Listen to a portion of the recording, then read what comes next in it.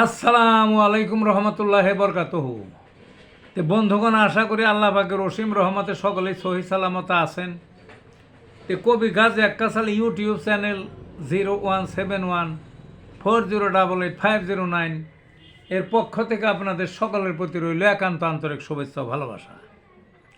তো বন্ধুগণ, এখন আপনাদের সামনে যে বয়ানটা রাখবার চেষ্টা করব সেটা হলো হোমিওপ্যাথির একটা ঔষধ ইপিকাক। কি ওষুধটার নাম? ইপিকাক। এই ইপিকাকের কি কি কার্য চিকিৎসা ক্ষেত্রে এইটাই বর্ণনা করবো। তো কি কি, নাকে যদি গন্ধ কেউ না পায়, হয় না অনেক সময় নাকে কোনো গন্ধ থাকে না, ঘ্রাণ শক্তি থাকে না, তখন এই কোনো রোগের কারণেই হোক বা যে কোনো কারণেই হোক, তখন ইপিকাক খুব কাজ করে। রক্ত বমিতে এর উপর আর ওষুধ নাই। অনেক সময় মানুষের বিভিন্ন রোগের কারণে হোক আর যেমনি হোক রক্ত বমি, তখন এই ইপিকাক খাওয়ালে সাথে সাথে রক্ত বমিও বন্ধ এবং এই রোগ সেরে যাবে।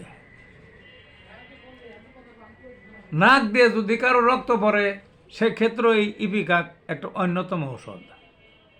আরেকটা কি, মহিলাদের যে রক্তক্ষরণ, বুঝলেন না, এই রক্তক্ষরণে ইপিকাকের মতো ওষুধ খুব কমে আছে। তখন 10 mg 10,000 পাওয়ারের এক ডোজেই যথেষ্ট, রক্তক্ষরণ বন্ধ হয়ে যাবে।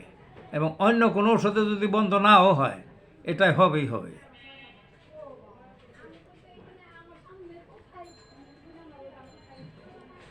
আর ইপিকাকের শ্রেষ্ঠ যে বিষয়টা সেটা হইল বমি, কাঠ বমি। মানে কাঠ বমি কি, বমির রোগ, এটা অন্যতম ঔষধ। কাঠ বমি, কাঠ বমি কি, কাঠ বমি মানে বমি বমি ভাব, বমি করব করব অবস্থা কিন্তু করে না, এই অবস্থা যদি হয় সেখানেও খুব কাজ করে।